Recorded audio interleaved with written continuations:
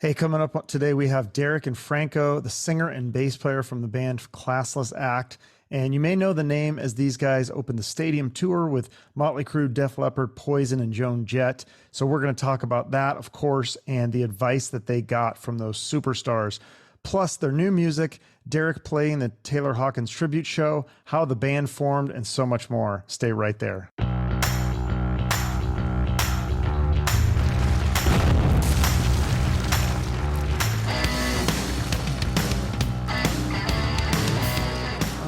Well, this is exciting. So I'll let you guys introduce yourselves for the people who can't see.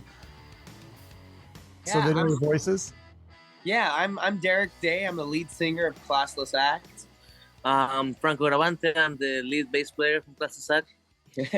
Yeah, and so you guys also play all the instruments, right? Is what I heard. Every band member can do every instrument technically. Pretty much. Yeah, I mean, we definitely play more than one. Yeah, but have you ever done that on stage where you switch off for like a song or something? Pretty sure you're gonna see that in the next tour. Oh, really? Yeah. Yeah. Okay. Is that tour already lined up? Yes. Yeah. Yes. We played November 29, I think, our first show in Texas. Yeah. And this is a club tour, or who's on tour with you? It's we have some headline shows, and we also have we're touring with Giovanni and the Hired Guns. Yeah. Oh, okay. It's cool. Great. So this will be a smaller show than the stadium tour. Yes. Yeah, because I missed you guys. I came to the stadium show. I missed, because of traffic and parking, we missed you and Joan Jett, which I was kind of pissed about. But, I'd rather see you guys in like a smaller environment anyways. It's not. It's like I like it. I wouldn't say I like it more, but I definitely enjoy it a lot. Yeah, same. Yeah, it's a different experience. What's that? I don't like it less either. Let's make that clear.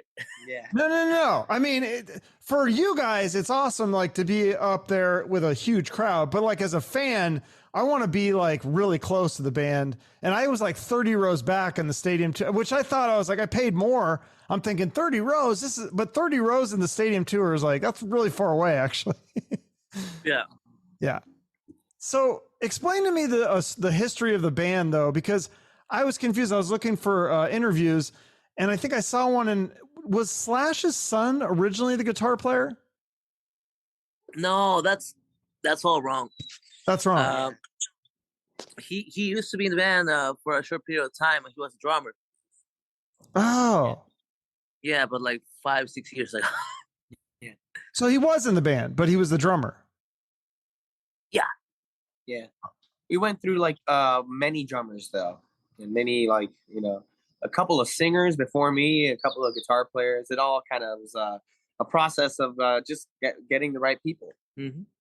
Yeah. And you guys all mostly met through social media? You were all fans of each other? Is that how it originally started? Yeah, that's pretty much, except for Chuck on drums. We went to see him at a show. But yeah, I mean, I don't know. They reached out to me through Facebook, and Franco came through Instagram, and Griffin through TikTok. It's kind of like a weird, everything took its time though. It took like 2 or 3 years to get the right lineup. Yeah, and you feel like the chemistry is there now? Oh yeah. Yeah, because this album, right. I'm loving this album. This is the first thing you guys have recorded, right? Welcome to the show. Yeah. Have these songs been around for a while though, or were they written pretty recent? We had like a whole album kind of like ready to go, and then COVID happened, and we rewrote it. Oh, okay. New songs, and because we were like more used to each other after a while, and I don't know. It was that period of time when you also in COVID you got to know yourself a little bit better, and you want to say some different things, and it really helped us in a way. Yeah. So before you did put this album out, obviously you were a band, you were together. Talk about those early days where you're just doing shows and you're grinding, like before you get the stadium tour, even before you get the tour with Dorothy and Joyous Wolf, like what kinds of venues did you do? Like the Viper Room and things? Did you do short, like little mini tours and things, or what were the days like then? Yeah, we played at Whiskey, the Viper, all those Hollywood places. Yeah. But we also play in like backyards, you know, yeah. BFW. Yeah, the BFW kind of gig, and like yeah, I think even once maybe St. Rock. Did we do St. Rock? Like somewhere out in the back, I don't know, like little weird dingy clubs here and there. We did like a little mini tour of like 7-8 dates in Arizona and all that stuff, and it was something for sure. Yeah. Yeah. Are you doing like covers, originals, or mix, or a mix? Yeah. Yeah. So is it mostly some older? Sorry, go on. No, I was just saying mostly originals, but yeah, we'll throw some covers in there. Okay. Is it now? What are the? One album. You had what? We only have one album, so we only have many songs, you know. Sure. So when in those early days, when you're playing the clubs and stuff, what are the audiences like? Is it a mix, or is it a lot of older folks like me, or are there young kids coming to rock shows? They are young kids, man. Yeah. Thankfully, you know, because you know, like the new generation, you know, like it's important for them to listen to rock. You know, oh, it's important for us that they listen to rock. You know? Yeah. Well, yeah, because I want you guys to save rock for the future of, you know, the world. Like, I mean, we have you guys, I love Joyous Wolf. I had Nick on the show. What other younger up and coming bands are good that you guys want to give a shout out to now? Well, I always love Foxy Shazam. They've been around for a while, but I always want to shout out to them because I love them.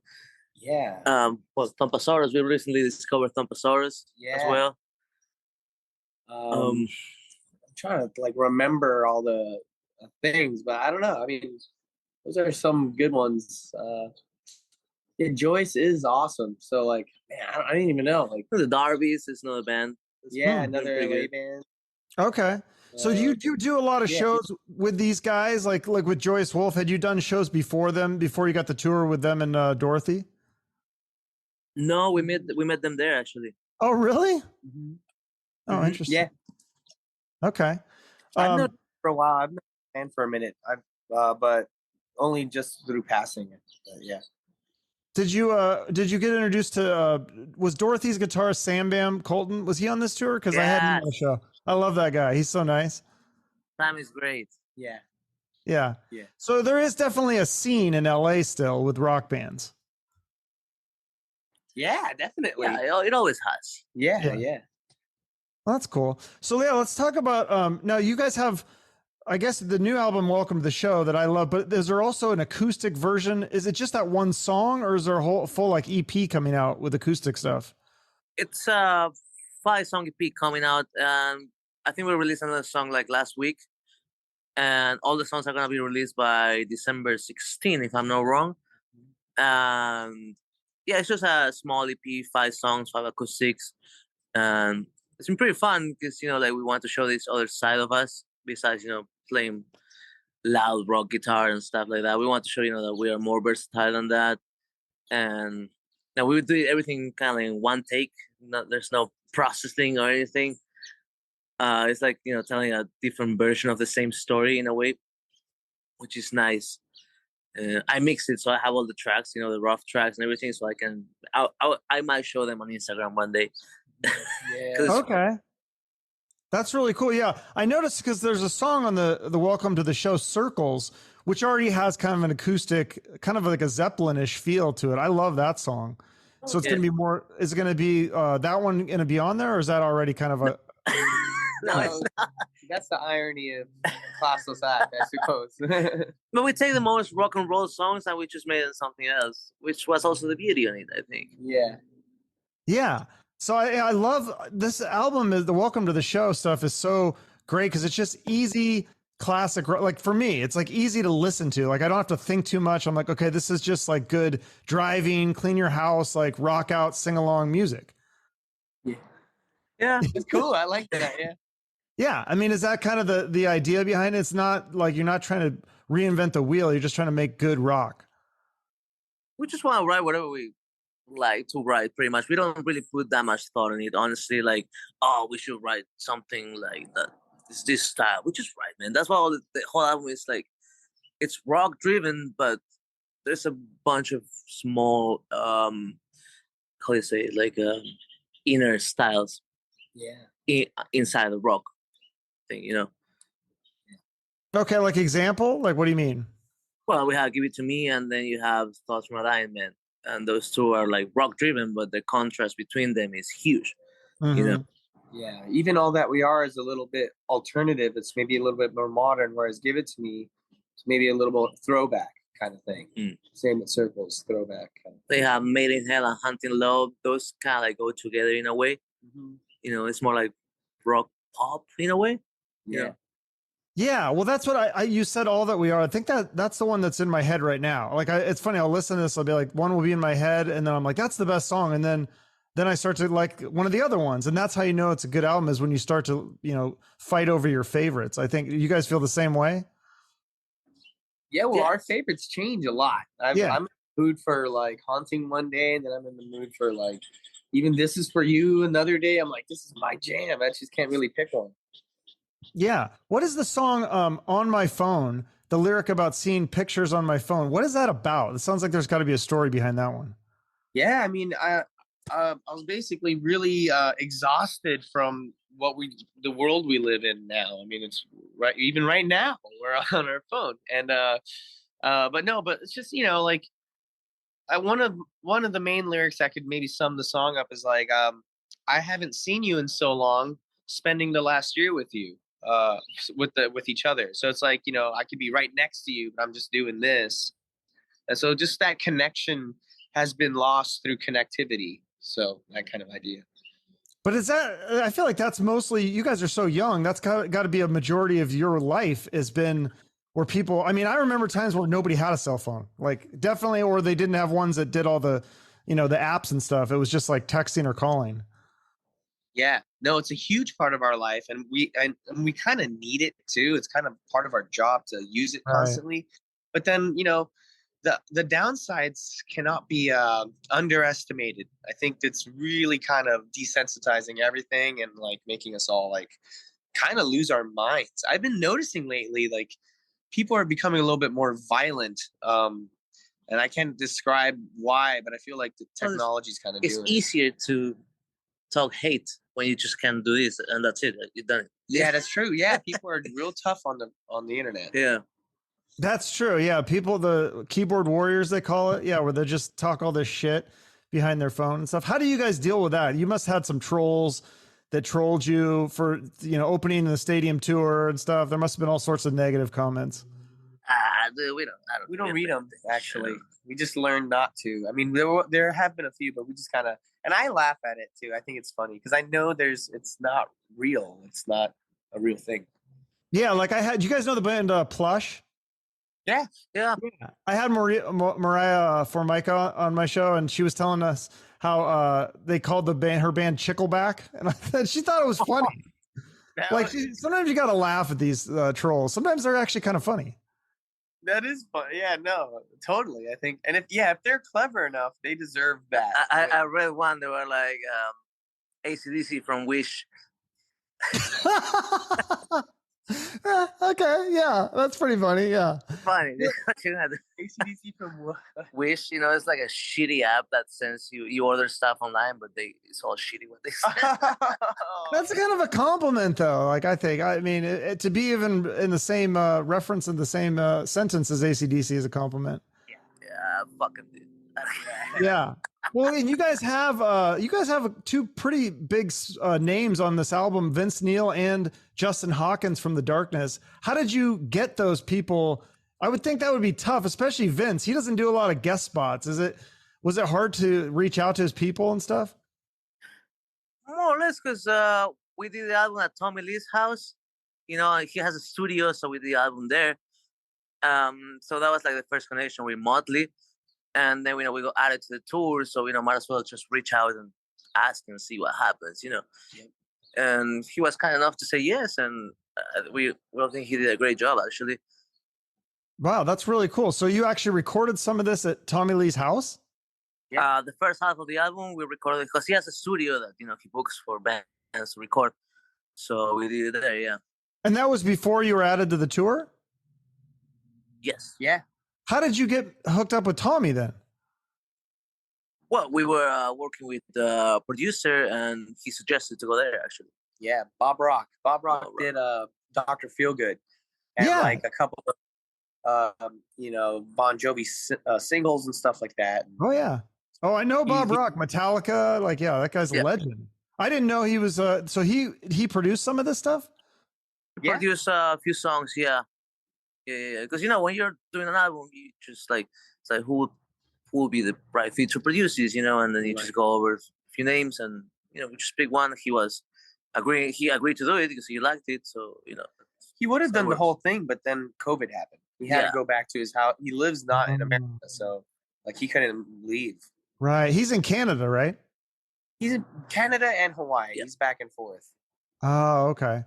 That's super cool. So when you guys get on the tour, then I didn't realize because a lot of bands will say oh, we didn't even talk to the headliners, whatever. But I heard you guys say that you did have interactions with some of the bands and they gave you some advice. What advice did they give you?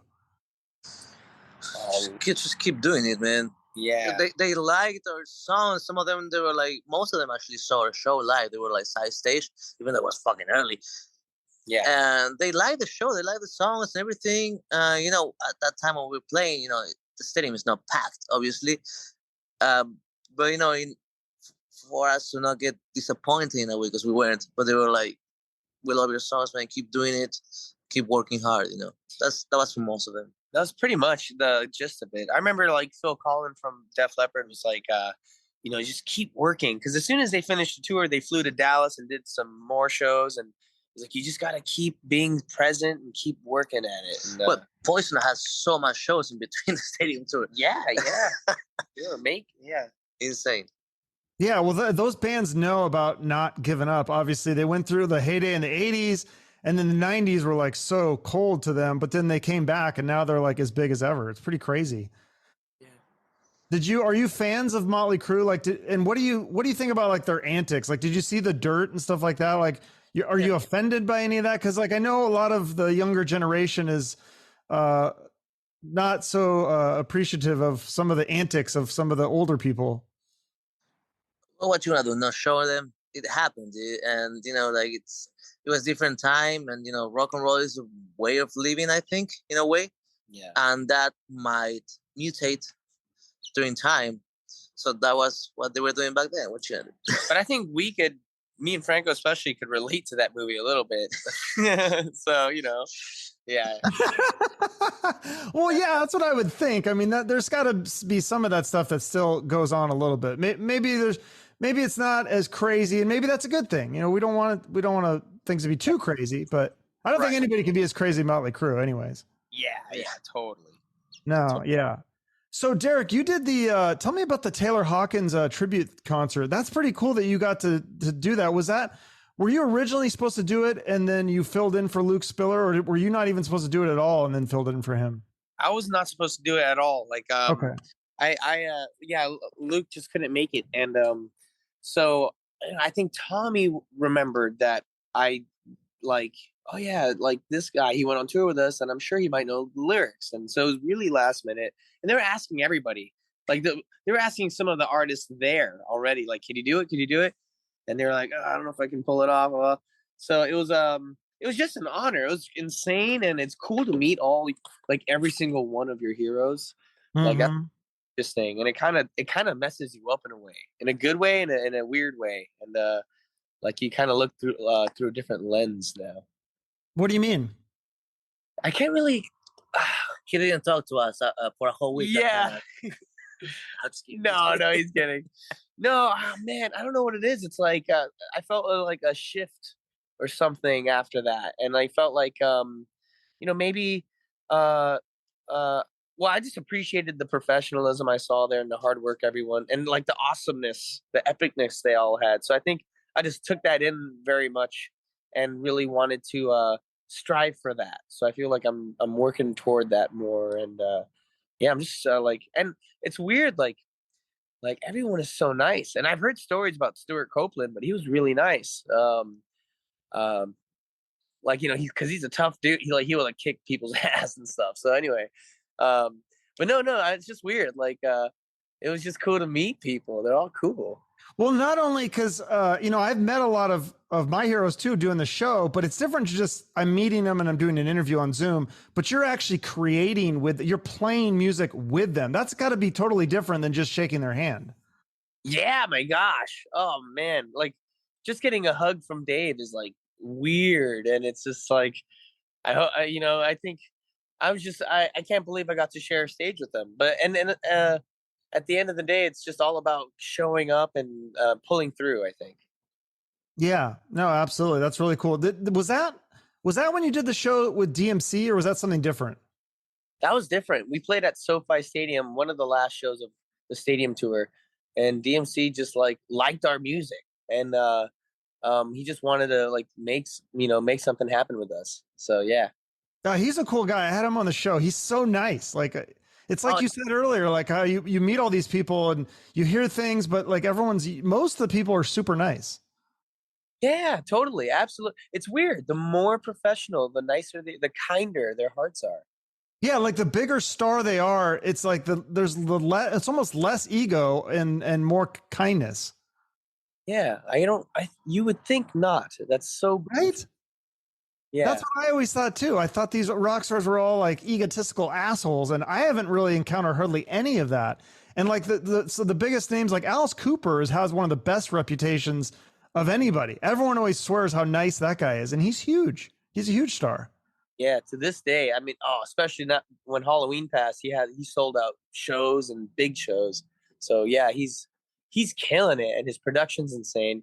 Actually, he's helped a couple of my friends out. I never met him, but just helped out some friends out in Arizona. He's a really kind guy. Oh, which friend? Like, are they have bands out here? I'm in Arizona myself, so that's what makes me wonder. Oh yeah, no. Just to name drop, she's an incredible artist. Taylor Saxon got to work with him. I think. Yeah, and that group. There's like a bunch of musicians out there that he was just like, if you want to work at this show, I'm playing we want to go into, you want a job? Here's a job or whatever. Or you want to open up. And he would just do that out of nowhere. It's really weird. That's super cool. Yeah, I'm not familiar with Taylor Saxon. I'll have to Google that one. Yeah. She's up and coming, and but her music is incredible. And she's in Arizona? She just moved to LA. Of course. Yeah. They always leave. Or they go to LA or Nashville or somewhere else. Or New York, yeah. Yeah. Cool. Well, so you guys have some shows lined up. The acoustic EP is coming out. Welcome to the Show is available now. Anything else to promote? Just go to classlessact.com and check the tour dates. We might go to a city near you on this tour, you know? Yeah, I didn't see Arizona on the list yet, but hopefully. Dude, but you know, I know we're not going twice, and I'm sorry. I know.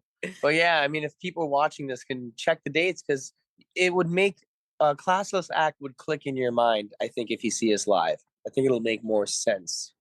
Really? Yeah, because I'm loving the album. I wish I would have seen you guys at the stadium tour, but I'd rather see the first time be in a club anyway. So I'm excited to see. I might have to make a drive to Vegas or LA or somewhere. Yeah, but we come out to Arizona. We can too. We like to venture out. Yeah, probably next year is what happened. Yeah. Bring Joyce Wolf. I love them, and bring a couple other bands. I would love to do like a package show. I love that stuff.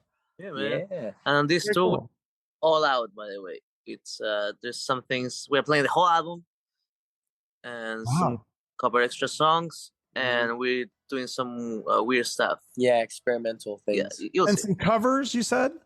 Yeah. Secrets, or can you tell us what covers? I don't think we know them which one are gonna be, because we're probably gonna change them. We're changing them up right now. Yeah, we'll let you know as soon as we find out. Okay, very cool. I can't wait, guys. And then I always end each episode where I like to promote a charity. Is there one that's near and dear to your heart, or? I like the Innocence Project quite a bit, because it really helps. Justice for inmates and stuff. There's a couple of other ones escaping my head, but I don't know. Whatever. Okay. homelessness or whatever. You know? Yeah, I'll put the Innocence Project. I've heard of that one before. I put that website on the show notes along with your website, and people should definitely go check you out and see you live. Yeah, Awesome. great. Okay, awesome, guys. Thanks so much. I'll let you get going. Thanks, Chuck. All right, bye-bye. My thanks again to Derek and Franco from Classless Act. Check out the new album. It's really good. I really enjoy it, and I think I'm going to try to catch them on tour. I suggest you do the same. Check their website or follow them on social media to keep up. And while you're on social media, please give the show a follow if you haven't already. Your likes, comments, and shares help me and the guests out immensely. So thank you for your support, and please keep doing that. Also, make sure you subscribe to the show so that you're the first to know of upcoming episodes. I've got some great stuff planned coming up, and you won't want to miss it. So thank you again for listening. Have a great rest of your day, and shoot for the moon.